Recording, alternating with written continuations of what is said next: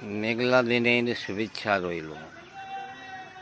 ভারতের রাষ্ট্র ব্যবস্থা অত্যন্ত নিকৃষ্ট মান দিয়ে রাষ্ট্র পরিচালিত নিয়ন্ত্রিত হচ্ছে। পৌটলিক চিন্তায় মন্দির ভিত্তিক বেইনসাফের বগি এবং ত্রিশূলকে ধারণ করে পবিত্র কোরআন, ইসলাম, মসজিদ, মাদ্রাসা ও মুসলমানকে আক্রমণ করা হচ্ছে।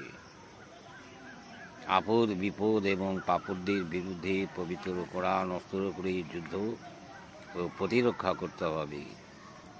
আপদ দল বিভাজিত, এ সুবাদে পাপড় দলের অনুগামীরা অত্যন্ত উল্লসিত।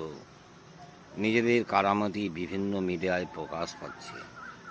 অতীতে তাদের দলীয় বিভাজন হয়েছে, এ কথা ভাবছে না, তাই না? আল্লাহ তোমার করুণা, সবকে বলে ছেড়ো না, ব্যাংকে বলে মেরো না।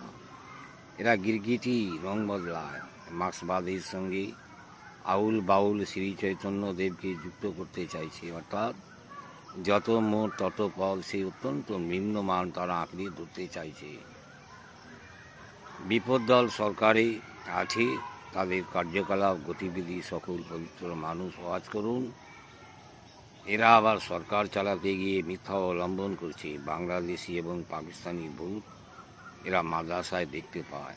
নিজেরা ভূত সেটা তারা মনে করে না, নিজেরা টেররিস্ট, খুনি, ধর্ষক সেটা ভাবে না। ভূতের ভাবনা আর কি। পবিত্র কোরআন অস্ত্র করো, এই ভূতগুলোর ভূত ছাড়িয়ে দিতে হবে। এ ধরনের ভিডিও পেতে কমেন্ট, শেয়ার করুন এবং চ্যানেলটি সাবস্ক্রাইব করুন। জয় হিন্দ, গাজওয়া হিন্দ, জিন্দাবাদ।